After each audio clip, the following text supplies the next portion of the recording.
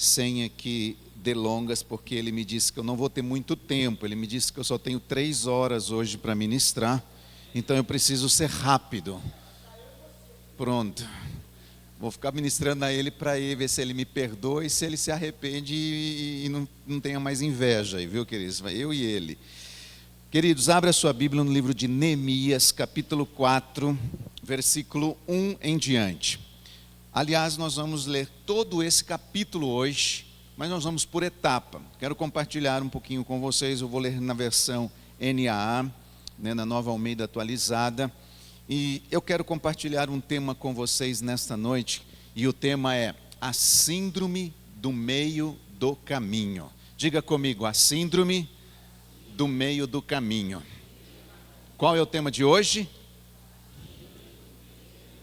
Pronto. Quero compartilhar um pouquinho sobre isso, algo que nesse contexto de caminhada cristã, eu me converti em 1989, acho que alguns de vocês nem tinham nascido aqui ainda, brincadeira, e nesses anos a gente tem visto quantas pessoas, irmãos, pararam no meio do caminho, desistiram, abandonaram a fé, e eu quero compartilhar um pouco sobre isso nesta noite, mas vamos ler do 1 em diante. Diz assim: quando Sanbalat ouviu que nós estávamos reconstruindo a muralha, ficou irado, indignado e começou a zombar dos judeus. Na presença dos seus irmãos e do exército de Samaria, ele disse: o que é que esses judeus fracos estão fazendo? Vocês vão permitir que eles continuem? Será que vão oferecer sacrifícios que podem acabar Quem pode acabar a obra num só dia? Será que as pedras que foram queimadas poderão renascer daqueles montões de pó? Tobias, o amonita, estava com Sanbalat e disse: mesmo que reconstruam, se vier uma raposa, derrubará aquela muralha de pedras. Ouve, ó nosso Deus, pois estamos sendo desprezados, faze com que o seu desprezo recaia sobre a cabeça deles, e faze com que sejam despojos numa terra de cativeiro.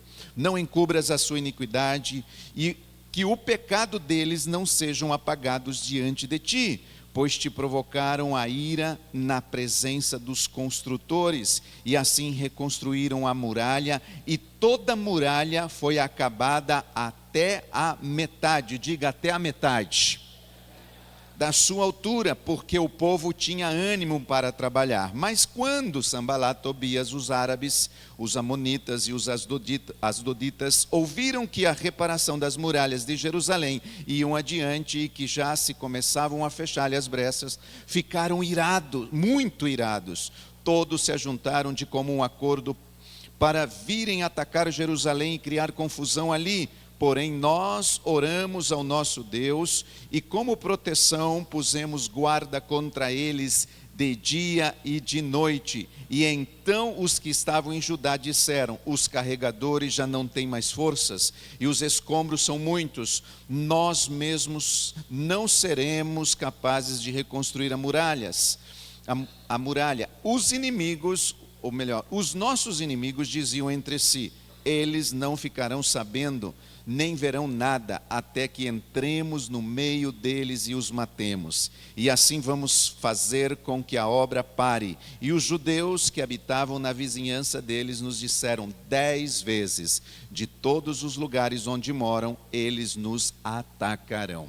Feche os seus olhos. Pai, nós te damos graças por estarmos aqui nesta noite. É a tua casa. E eu sei que o Senhor tem uma palavra revelada, aquela que vai além, Senhor, daquilo que recebemos no intelecto. Uma palavra que caia no nosso coração, desça ao nosso espírito e produza vida. Que a gente venha utilizar essa palavra como uma vida, Senhor, para outras vidas, a partir da nossa mudança, a partir daquilo que o Senhor vai fazer. Que essa palavra não volte para ti, Senhor, sem edificar, sem construir, sem adverguir, sem corrigir, sem ministrar as nossas vidas. Que ela volte para ti, sim, com um fruto, Senhor, através da revelação que ela tem para nós. Em nome de Jesus, amém e amém. Queridos, normalmente, começar, vamos dizer assim, alguma coisa, nem sempre é um problema. E às vezes terminar também alguma coisa não é tão difícil. Por exemplo, Algumas pessoas aqui chegam no começo do ano e dizem assim: esse ano, 1º de janeiro, eu vou começar a fazer academia. Ai, meu Deus do céu, alguém aqui já disse isso algumas vezes e nunca começou. Mas, normalmente, alguns começam. Começar, beleza. Começar a fazer exercícios físicos, nem sempre é tão difícil. Iniciar uma caminhada, dar os primeiros passos num projeto que a gente, vamos dizer assim, eu quero reconstruir uma parte aqui da igreja. E aí a gente começa aquela reconstrução, o povo abraça, vamos lá. Esses dias o apóstolo esteve lá com a gente conversando e ele estava compartilhando conosco sobre esse piso. Aliás, ficou maravilhoso, viu? Parabéns. Então, ele contando todo, e teve um começo, então vamos fazer? Vamos. Nem sempre, ou normalmente, não é difícil começar alguma coisa. Por exemplo, eu estava refletindo esses dias, pensando, a corrida de São Silvestre. Todos aqui provavelmente já ouviu falar dessa corrida que acontece em São Paulo. E eu estive estive pesquisando, na verdade, essa corrida de São Silvestre, queridos, ela acontece todo dezembro de cada ano. E agora, em 2025, ela completará 100 anos de existência. Começou em 1925, foi a primeira edição dela, e ela só foi interrompida no ano de 2020 por causa da pandemia. E agora, quando ela chegar, vamos dizer assim, nesse ano de história, nesse ano de 2025, vai ser a 100ª edição dessa corrida. E vocês já sabem, não vou entrar aqui, nós não vamos estudar a corrida de São Silvestre, mas ela é a mais tradicional prova que os pedestres realizam. Ou seja, todo mundo pode participar, é só se inscrever lá, entrar. Acontece em São Paulo, no dia 31 de dezembro, nas regiões centrais ali, onde a gente percebe, eles montam um percurso de 15 quilômetros. E aí você já deve ter visto isso, começa ali na Avenida Paulista, e ali na Avenida Paulista mesmo termina. Agora, com certeza você já assistiu uma corrida dessa, nessa sua caminhada, ou até mesmo, quem sabe, talvez alguém aqui já assistiu essa corrida, já participou, alguém já foi lá participar? Participar não, mas você já deve ter visto. E a gente percebe que são milhares de pessoas que dão largada, dá aquele tiro de largada, as pessoas saem ali, é muito legal a gente ver aquelas pessoas saindo, mas tem um detalhe, você já percebeu que nem todos chegam na linha de chegada? Todos dão a largada, mas nem todos chegam na linha de chegada. Por que que eles não chegam? Porque eles param no meio do caminho, no meio do percurso, eles param. Quando o apóstolo estava compartilhando comigo sobre esse tema, essa conferência Tanque Cheio, nós estamos no meio do ano, e talvez, queridos, você começou janeiro com o teu tanque cheio de alegria, de motivação, de gozo, de fé, de virtude, querendo fazer as coisas acontecerem. Passou fevereiro, março, abril, e a gente já começa a contar as coisas, chega maio, junho, meu Deus, chegamos no meio do ano. Nós não estamos lá na São Silvestre, mas nós estamos aqui no meio do ano. Nós começamos bem, talvez você começou bem. E isso, queridos, acontece em vários segmentos, em várias áreas da nossa vida. Como eu disse, por exemplo, eu vou entrar numa academia, eu vou fazer exercício físico, eu vou fazer caminhada. E nós iniciamos a todo vapor. E quando menos a gente percebe, a gente desiste da caminhada, a gente desiste dos exercícios, a gente desiste daqueles projetos que a gente tinha iniciado.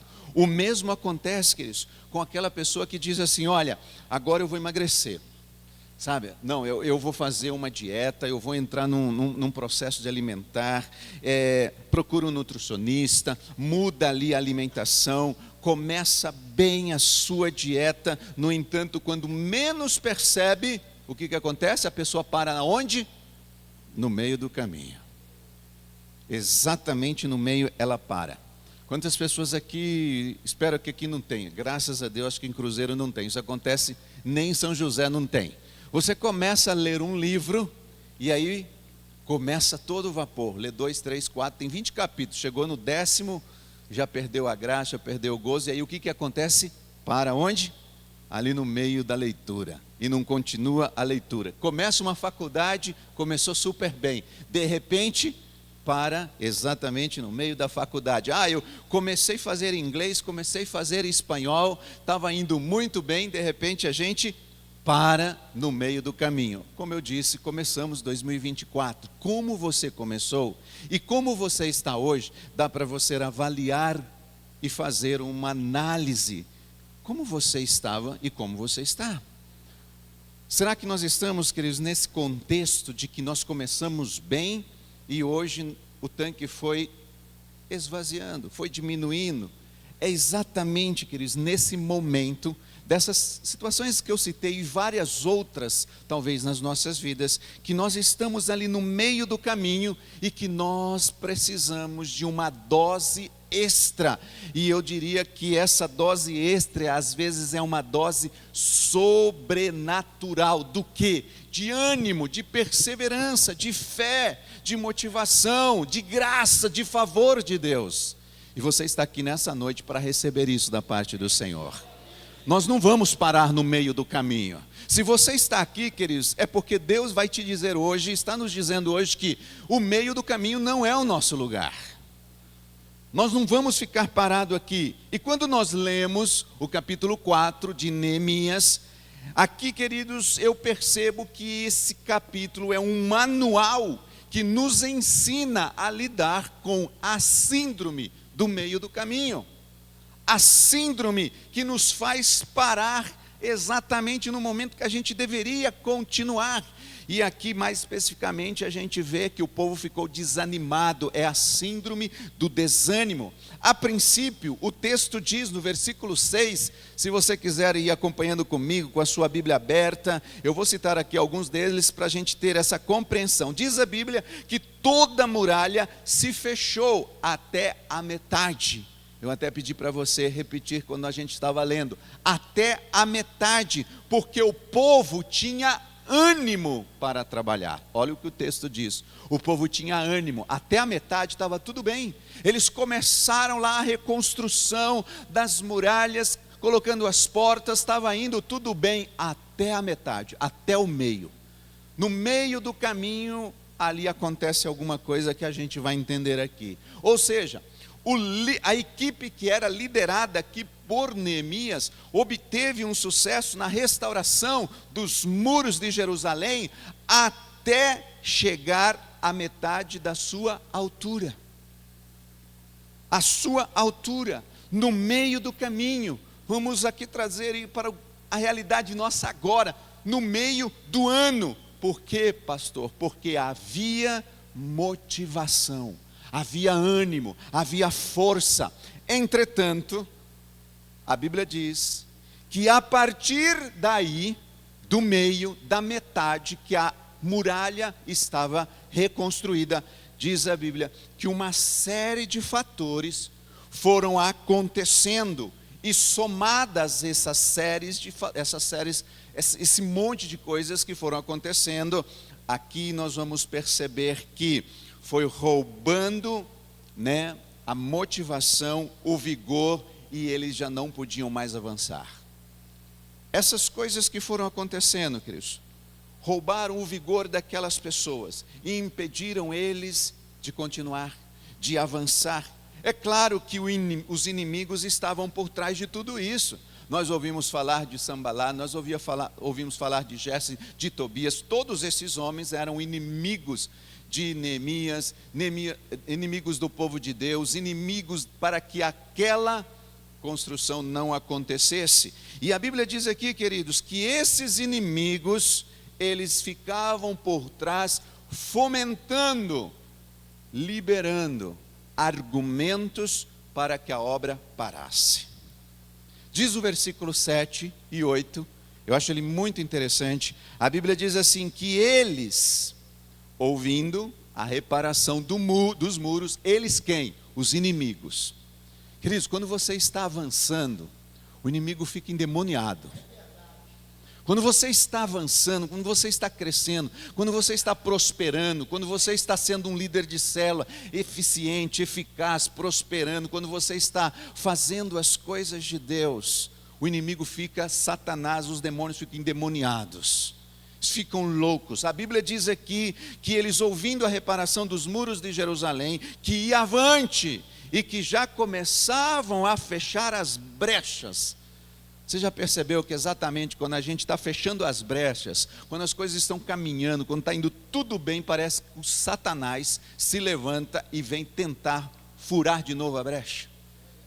Vem nos desanimar, vem tirar a nossa alegria. E aqui diz que eles estavam começando a fechar a brecha e ficaram sobremodo, eu vou usar um termo aqui que eu usei há pouco, endemoniado. Ali diz irado, mas ficaram endemoniados. E diz que ajuntaram-se todos de comum acordo para virem atacar Jerusalém e suscitar confusão ali. Olha que maldito, olha as estratégias do Satanás. Vamos aqui, queridos, eu disse sobre alguns pontos, algumas série de coisas que começaram a acontecer.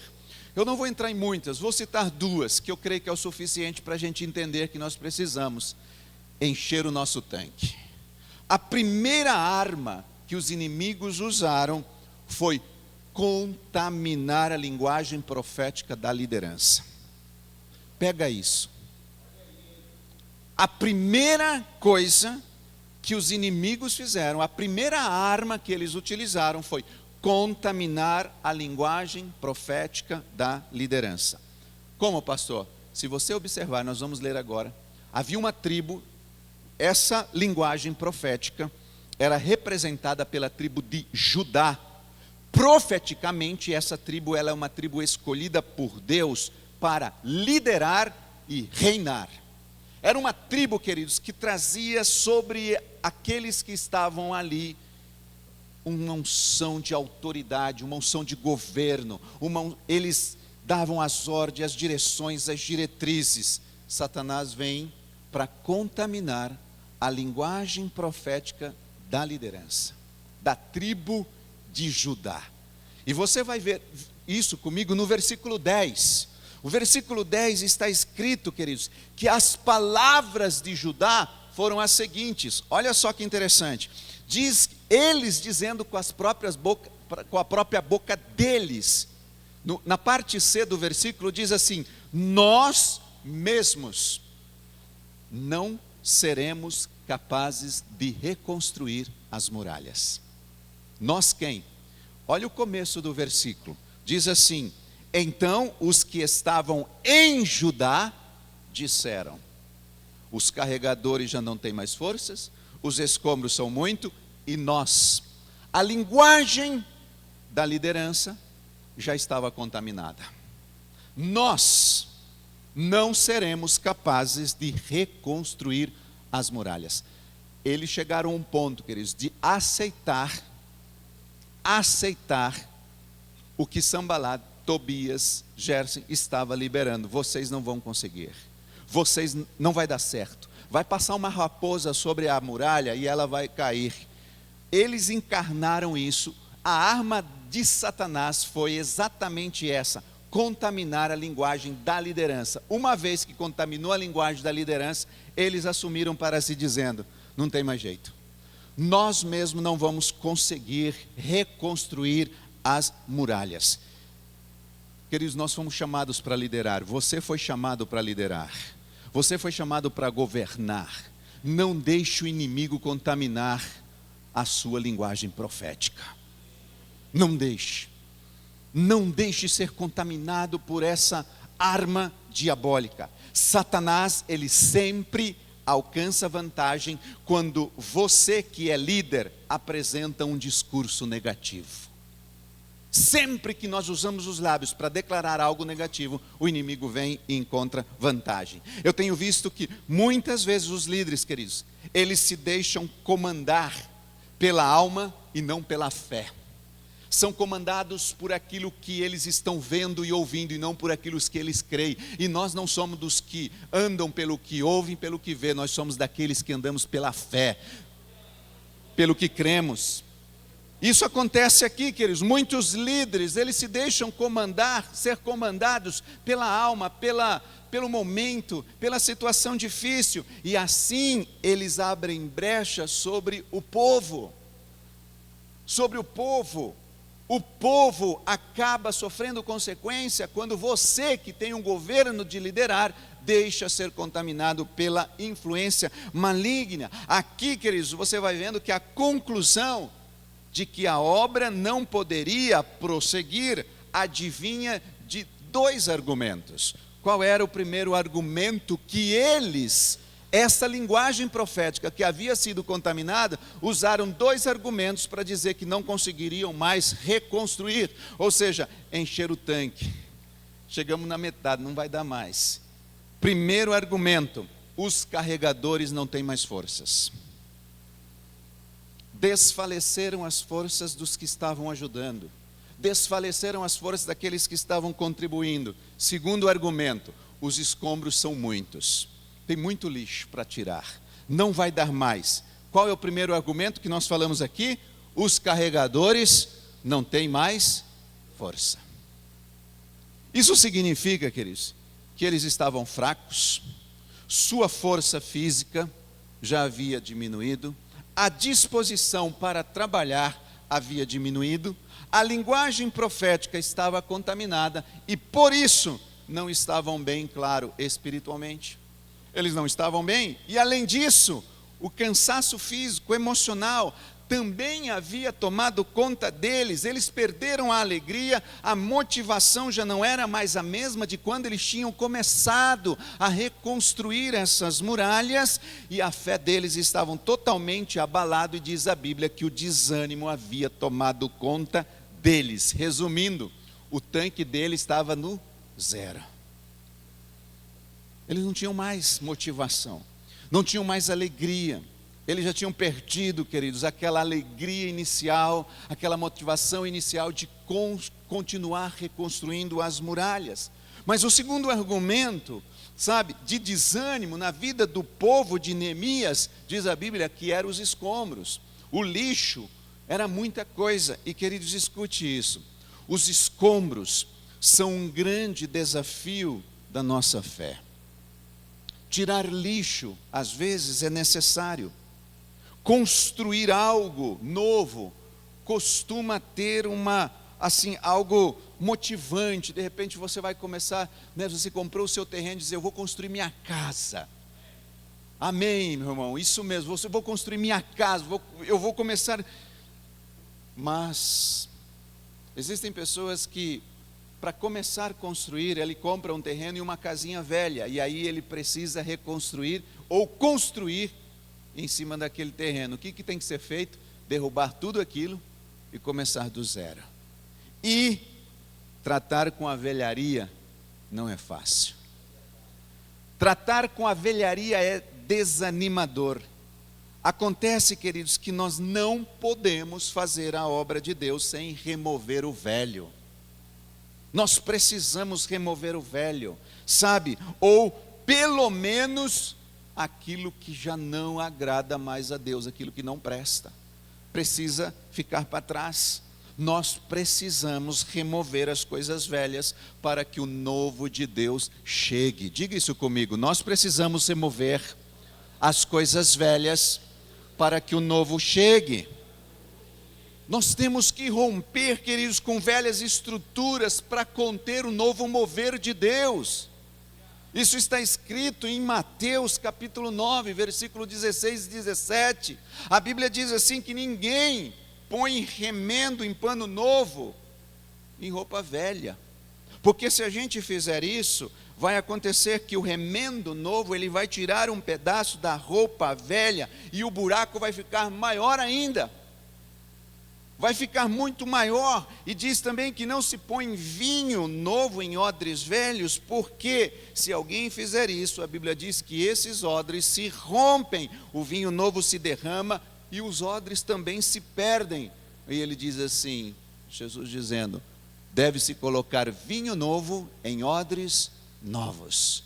Ele está falando que nós precisamos renovar a mente, queridos, para a gente encher o nosso tanque, Para a gente estar sempre motivado, com alegria, com essa disposição de servir, nós temos que arrancar aquilo que é velho para que o novo venha, para que o novo chegue, consolidar, cuidar, discipular pessoas, sem remover as coisas velhas, queridos, é impossível. Não tem como. Eu tenho que admitir, queridos, que isso realmente não é tão simples. Existe um desgaste, mas nós precisamos entender esse princípio. Por exemplo, um casamento que não está bem, e esse casamento precisa de uma restauração. Sem tratar o passado desse casal, é ilusão, é utopia. Tem que ir na raiz, tem que buscar aonde está o problema, para que esse casal ele seja restaurado. Por isso nós precisamos olhar para os entulhos como parte da obra e não como um empecilho para que esta obra avance. Quando nós estamos passando por alguns motivos, queridos, de dificuldades, entulhos que às vezes aparecem na nossa vida, nós não podemos descartar, nós temos que enfrentar essas situações. Porque são através dessas situações que nós vamos nos fortalecer e viver o propósito que Deus tem para nós. A Bíblia diz aqui que Neemias, ele fez diante, do desânimo, ele chegou ali e a gente percebe que Neemias diz assim, olha, é o seguinte, diante de tudo o que nós estamos ouvindo, o que ele estava ouvindo, Neemias? A tribo de Judá já havia sido contaminada. A tribo de Judá estava dizendo que os trabalhadores já não tinham mais força. A tribo de Judá já estava dizendo que os escobros eram muito. Neemias ouve aquilo e ele chega e diz assim, epa, alto lá. Sempre nós precisamos de um líder na nossa vida para dizer isso na nossa vida, queridos. Alto lá. Alto lá. A liderança que Deus coloca sobre nós, queridos, é para nos impulsionar, para nos abençoar. A Bíblia diz que Neemias chegou e começou a fazer algumas coisas. A Bíblia diz que ele começou, primeiro, suscitar o brio do povo. A Bíblia diz que ele começou a exortar os líderes. Começou a dizer que eles tinham que levantar uma vigilância. Eles estavam descuidados. E mais uma coisa que eu amo que Neemias começou a fazer, diz a Bíblia que ele começou a trazer pessoas para mais perto uma das outras. Ele começou a unir as pessoas para que a obra continuasse. Unidade.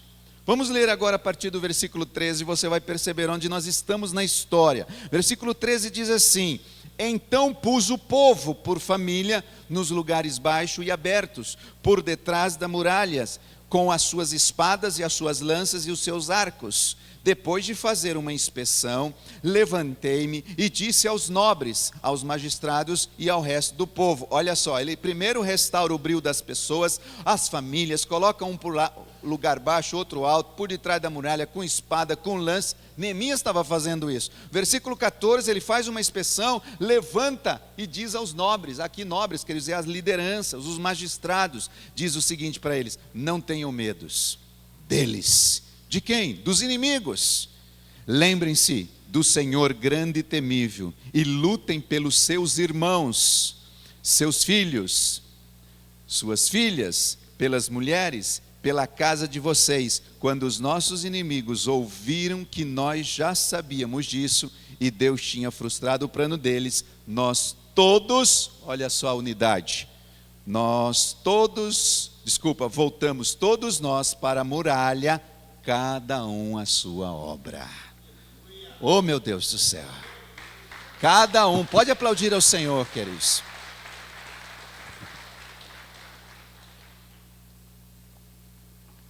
Ao invés de se deixar contaminar, este grande líder, Neemias, simplesmente ele proclamou algo. Não há tempo para desanimar. Gente, nós precisamos encher o nosso tanque. Eu imagino ele dizendo isso ali. Nós temos que voltar ao trabalho. Diz a Bíblia, queridos, que eles recobraram ânimo a partir de então. Eu usando essa conferência, eles encheram o tanque, renovaram suas forças E a Bíblia diz que eles voltaram ao trabalho e concluíram a restauração.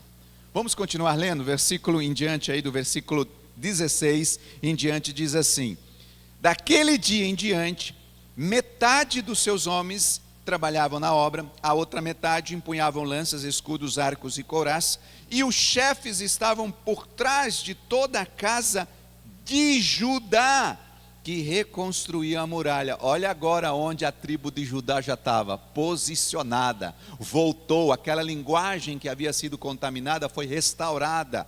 Os carregadores, que por si mesmos tomavam as cargas, cada um com uma das mãos faziam a obra e com a outra seguravam a arma. Esses carregadores, queridos, aqueles que estavam cansados, que já não tinham mais força.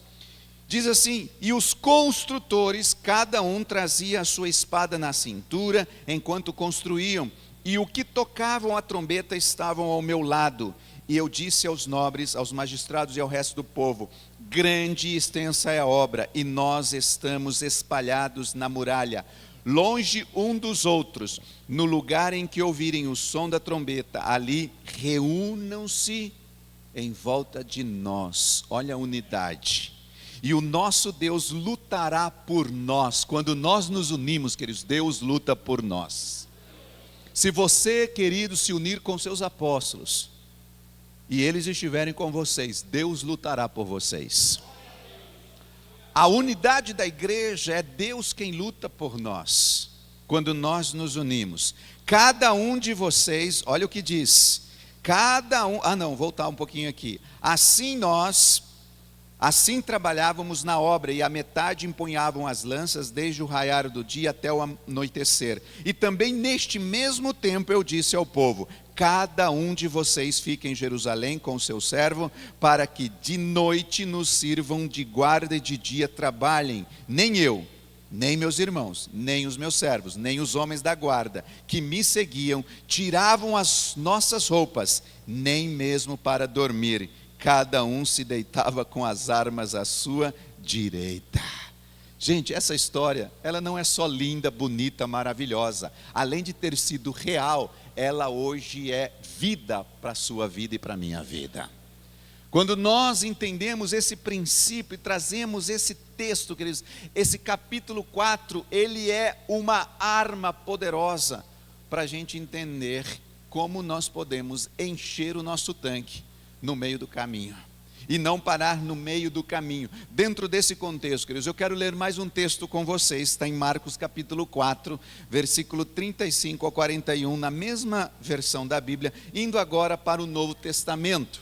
Eu trouxe até então um contexto do Velho, sobre a questão da síndrome do meio do caminho, mas eu quero aqui completar, através desse versículo, Marcos 4, 35 em diante, diz assim: naquele dia, sendo já tarde, Jesus disse aos discípulos: vamos passar para outra margem. Diga isso comigo: vamos passar para outra margem. Foi Jesus quem disse isso. Nós estamos aqui e nós vamos passar para o lado de lá. Mas olha só o que diz: e eles, despedindo a multidão, o levaram assim como estavam, no barco, e outros barcos o seguiam. Ora, levantou-se grande temporal de vento, e as ondas se arremessavam contra o barco, de modo que o mesmo já estava se enchendo de água. E Jesus estava na popa, dormindo sobre o travesseiro. Os discípulos o acordaram e lhe disseram: mestre, o Senhor não se importa que pereçamos? E ele, despertando, repreendeu o vento e disse ao mar: acalmem-se, fique quieto. E o vento se aquietou e tudo ficou bem calmo. Então Jesus lhes perguntou: por que vocês são tão medrosos? Como é que ainda não têm fé? E eles, possuídos de grande temor, diziam uns aos outros: quem é este que até o vento e o mar lhe obedecem? Queridos, se há uma síndrome do meio no caminho, o que nós podemos usar para combater essa síndrome? Quando nós falamos de uma síndrome do meio do caminho, até mesmo dentro do contexto da conferência, o tanque às vezes ele vai diminuindo. Isso pode na sua vida representar, por exemplo, a alegria diminuiu, o amor ao próximo diminuiu, aquilo que você começou, vivia tão bem, diminuiu. É exatamente esse contexto, essa situação que Deus quer renovar em minha vida e em tua vida.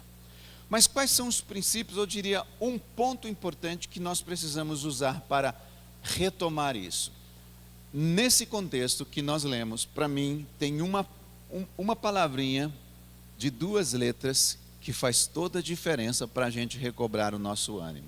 Jesus pergunta para aqueles irmãos, para aqueles discípulos, diz assim: espera aí, vocês estão com medos, medrosos?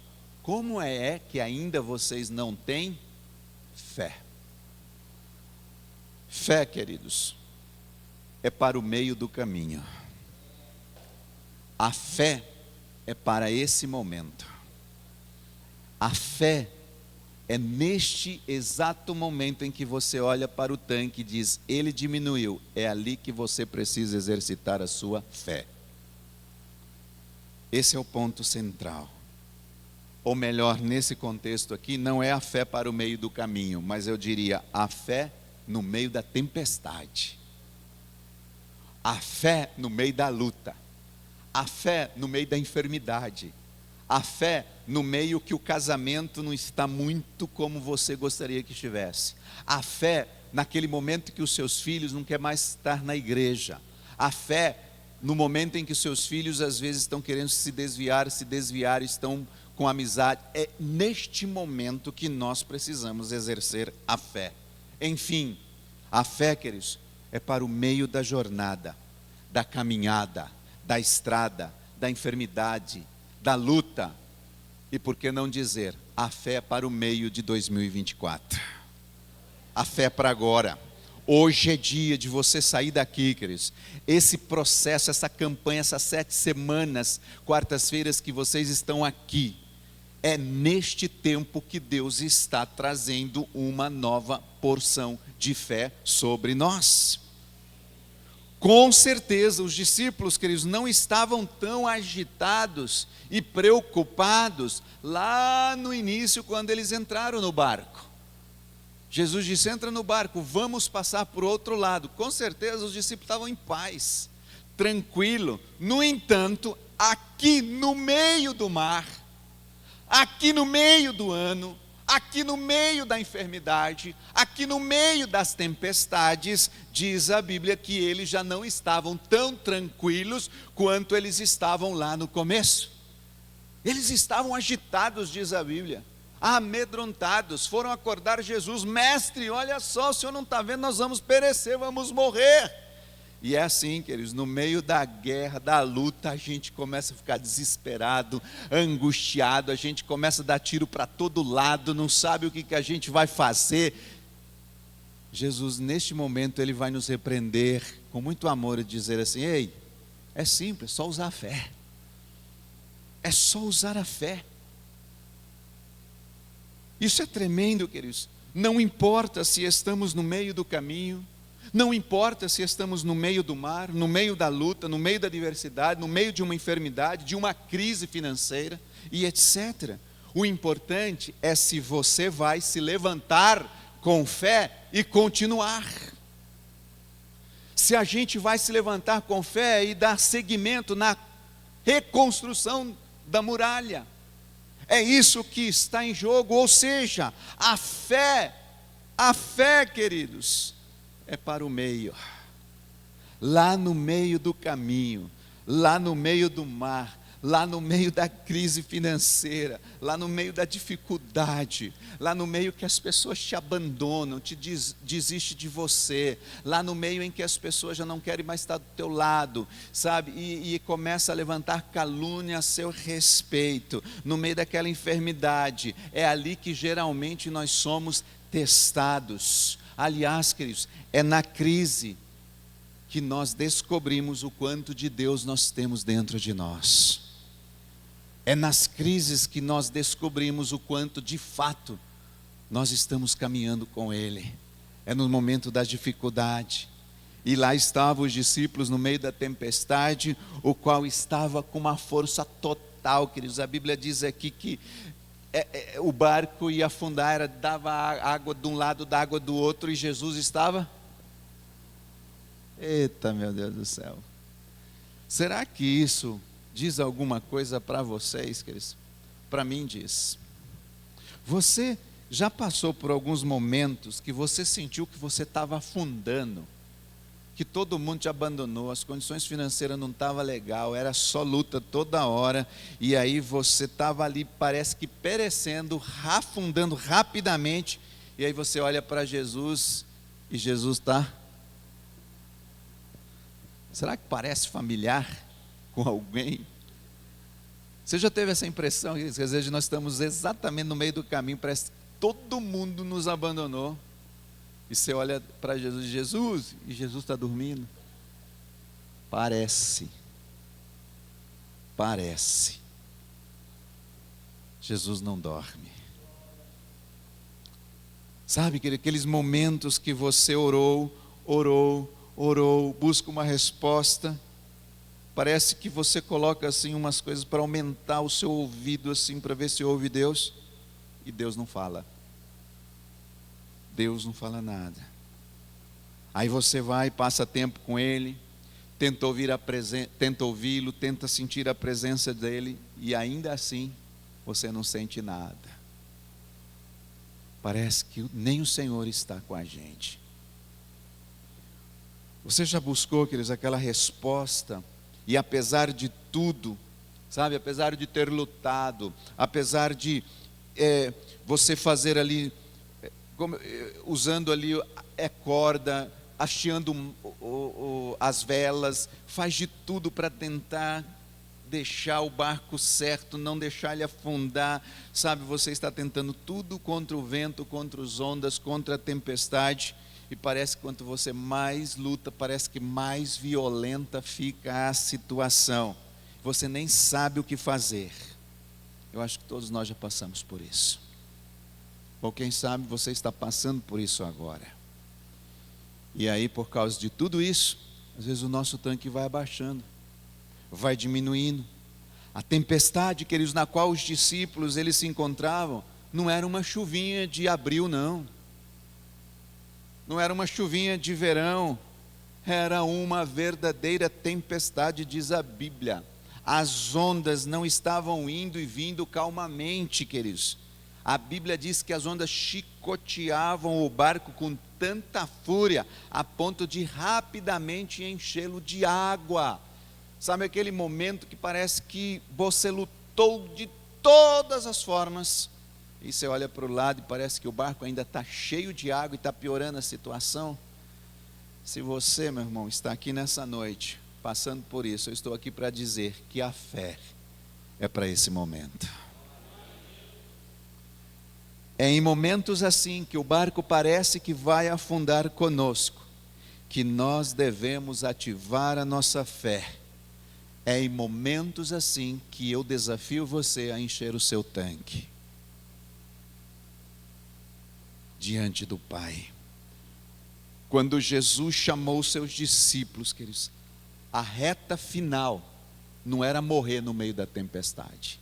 Lembra que eu disse que Jesus disse assim: ei, suba no barco, passemos para outra margem. O seu destino é a outra margem. O meu destino é passar. Você não vai ficar na tempestade. Nós não vamos morrer no meio do barco, no meio do mar. Nós não vamos morrer no meio do caminho. Nós não vamos deixar de reconstruir as muralhas, queridos, porque Jesus nos chamou para a gente sair daqui e passar para outra margem. Agora, eu estou aqui, ali existe, Deus me dá uma palavra aqui, e diz que a promessa vai se cumprir aqui, só que nós não podemos esquecer que daqui até lá existe um percurso, existe uma caminhada, e de acordo com a sua postura, você chega mais rápido ou não no seu destino. É a sua postura que vai fazer com que essa promessa se cumpra ou não na sua vida. Mas a vontade do Pai é que eu e você cheguemos a outra margem, que a gente chegue do outro lado. Aqui a gente percebe, queridos, que a margem do lado de lá era o ponto final da vida daqueles discípulos, não era no meio do mar. Com ele, ninguém fica no meio do mar. Com ele, ninguém morre no meio do caminho. Com Jesus, ninguém vai morrer sem chegar do outro lado.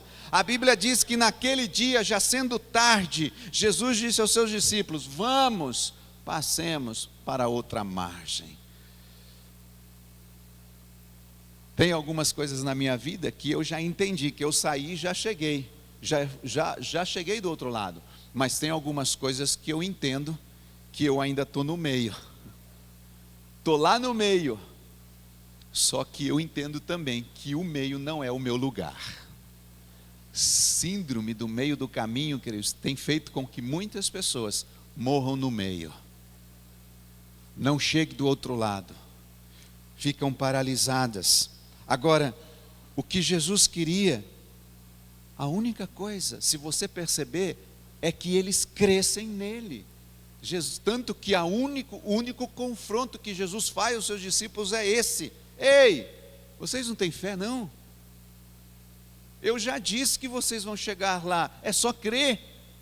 E ponto final. Jesus apenas esperava que os discípulos deles crescem nele. Ele disse assim: olha, nós vamos chegar do outro lado, e independente da tempestade, no meio do mar, isso vai acontecer. Eu vou chegar lá. No entanto, a Bíblia diz, queridos, que ao invés deles acreditarem em Jesus, a Bíblia diz que eles ficaram simplesmente amedrontados, com medo. Não deixe o medo tomar conta da tua vida e do teu coração, porque o medo paralisa. O medo tira a sua força e o seu vigor. Se tem uma arma maligna que faz com que o nosso tanque de fé, de alegria, de amor, de motivação abaixe assim, é o medo. O medo rouba a nossa motivação verdadeira. Jesus, queridos, Ele disse a eles: por que vocês estão assim tão medrosos? Vocês ainda não têm fé. Um dos maiores opositores do seu crescimento espiritual, ou do crescimento espiritual de todo cristão, é o medo, que nos paralisa. O medo, queridos, é como um gigante que se coloca em seu caminho, bloqueia os seus passos, impede que você continue com a sua missão, ou com a missão que Deus te deu. Deus te deu algo, não fique prostrado no meio do caminho, levante-se, não deixe o medo roubar o que Deus tem para você. O espírito de medo tentará colocar todas as classes de pensamentos na sua mente, pensamentos negativos, e fará com que o seu coração fique debilitado. Há um espírito de conquista que está sobre mim e sobre você. Deus já nos deu esse espírito de conquista. E o medo, queridos, ele nos leva a olhar por essa circunstância com os olhos naturais e não com os olhos da fé. E nós precisamos olhar com os olhos de Deus, os olhos da fé. Você já com certeza já ouviu a história. Moisés envia 12 homens para espiar a terra. 12 foram para lá. A Bíblia diz que desses 12, 10 voltaram com uma opinião. 10 não tiveram uma visão espiritual. 10 foram movidos por aquilo que eles viam e por aquilo que eles estavam ouvindo. Eles voltaram, queridos, e por causa desses motivos, que eles não viram as coisas com os olhos espirituais, o medo entrou, começou a contaminar. A Bíblia aqui, queridos, é uma coisa muito interessante.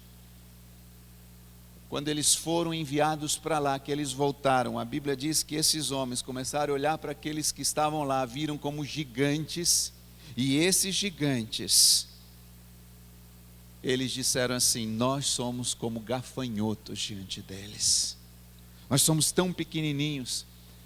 Isso fez com que esses 10 homens baixassem a guarda, baixassem o tanque, a motivação, a alegria, perderam.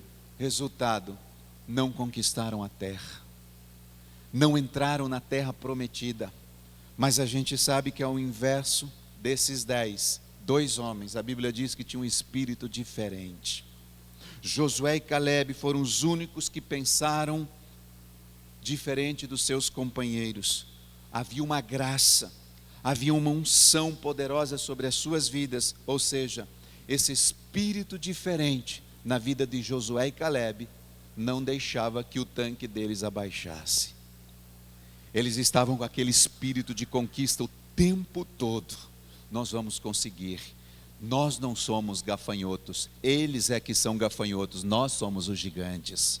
Nós somos os conquistadores. Esses dois homens, queridos, mantinham seus tanques cheios o tempo todo. A Bíblia diz que levantaram-se no poder de Deus, frearam todo aquele rio de imundície que saía dos lábios dos seus 10 companheiros, dizendo: Deus está do nosso lado, Deus está conosco, nós somos mais que vencedores, nós temos a força, nós vamos derrotá-los, nós é que vamos comê-los como pão. Em outras palavras, eles não deixaram ser contaminados, a linguagem profética deles estava intacta, intacta. Gostaria que você se colocasse de pé neste momento.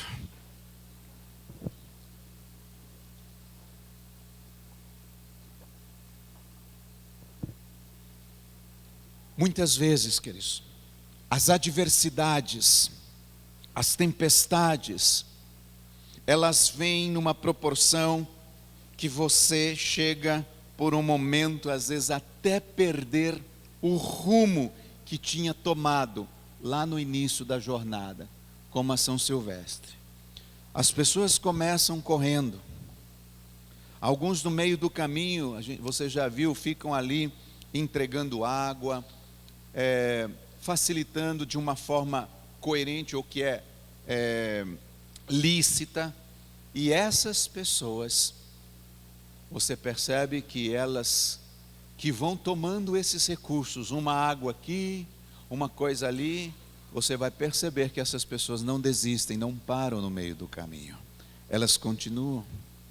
Às vezes, meus irmãos, as adversidades são tantas, as tempestades vêm assim numa proporção, mesmo que você tenha perdido talvez o rumo de algumas coisas. Você começou bem, mas o tempo foi passando e você não está tão bem. Hoje Deus está aqui para te dizer: não pare no meio do caminho. Não deixe ser atacado por essa síndrome do meio do caminho. Claro que nós estamos sujeitos a imprevistos, é claro que nós estamos sujeitos a decepções, a frustrações, a traições. Nós estamos sujeitos, queridos, a tudo isso. No entanto, tudo isso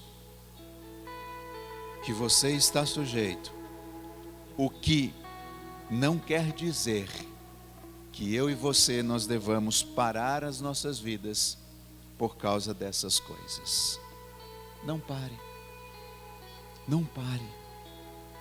E se você acha que já terminou, não terminou.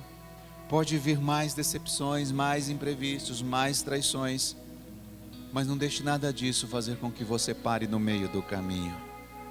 Constantemente você será cercado de escolhas, de decisões. A escolha é sua, a escolha é minha. E são essas escolhas que determinarão o lugar aonde você vai chegar. Qual será o seu destino? Se você vai ficar parado, prostrado no meio do caminho, ou se vai continuar, só depende de você. Só depende da sua atitude. Escolha prosseguir. Escolha avançar, escolha deixar Deus tratar o seu coração, escolha crer que dias melhores virão. Olhe para o Senhor e diga: Senhor, dias melhores virão. Eu creio, Senhor, eu não vou ficar prostrado aqui no meio do caminho. Irmãos, você já imaginou se Davi, ele tivesse parado no meio do caminho quando ele tivesse que enfrentar Golias? Se ele tivesse parado ali, Golias tinha massacrado o exército de Israel. Você já parou para pensar naquele momento que aquela mulher estava sofrendo de hemorragia há 12 anos e ela diz: eu vou tocar em Jesus. E aí ela chega no meio daquela multidão e ela diz: eu vou parar aqui porque não dá mais, eu já tentei de tudo, gastei meu dinheiro. Mas a Bíblia diz que ela não parou no meio do caminho, ela diz: eu vou tocar na orla dele, se eu tocar eu vou ser curada. A fé dela estava em ação. Você já imaginou, queridos, se Jairo tivesse parado no meio do caminho, quando ele estava indo com Jesus para casa, e ele ouve assim: não tem mais jeito, sua filha já morreu, acabou, não vai dar certo. Jairo não parou no meio do caminho, não desistiu. Agora eu poderia trazer aqui dezenas, centenas de homens de Deus que não pararam no meio do caminho, mas eu vou citar o último. Você já imaginou se Jesus tivesse parado no meio do caminho do Calvário? Nós estaríamos perdidos, queridos. Nós não estaríamos aqui. Jesus não parou no meio do caminho. Olhe para ele e disse: ele não parou, eu também não vou parar. Se Jesus não desistiu de mim, eu também não vou desistir dele. Eu também não vou desistir do meu propósito. Nós estamos aqui, queridos, com Cristo para celebrar, prontos para celebrar os resultados da sua permanência, de você permanecer, de você perseverar. Ah, pastor, mas já faz tanto tempo que eu estou tentando. Não lute com o tempo. Ceda, queridos. Faça do tempo um parceiro seu. Use o tempo a seu favor. Se precisar aprender algo sobre o meio do caminho, faça isso. Deixe Deus aprovar você. E a partir disso Ele te chamará a novos lugares. Não desista. Quero que você feche os seus olhos. Eu quero orar contigo nesta hora. Não espere, irmãos, que os homens sejam aquilo que somente Deus pode ser por você. Pai, nesta noite nós estamos aqui, Senhor. Para nós é uma alegria, um privilégio, Senhor. E diante de tantos homens, mulheres de Deus que estão aqui nesta noite, Pai, nós precisamos desfrutar da nossa jornada, independente da estação em que cada um está vivendo, Senhor, independente do meio do mar, independente do meio da tempestade, independente do meio do caminho, do meio da luta, do meio da enfermidade, nós estamos aqui para dizer, Senhor, nós não vamos parar. Nós não vamos deixar essa síndrome do meio do caminho fazer com que a gente desista do nosso propósito. Pelo contrário, Senhor, se eu não estava sorrindo, eu vou sair daqui sorrindo ainda mais. Se eu não estava amando, eu vou sair daqui amando ainda mais aqueles que me cercam, aqueles que estão comigo. Senhor, se eu não estava sendo um canal de consolo, eu vou sair daqui para consolar ainda mais.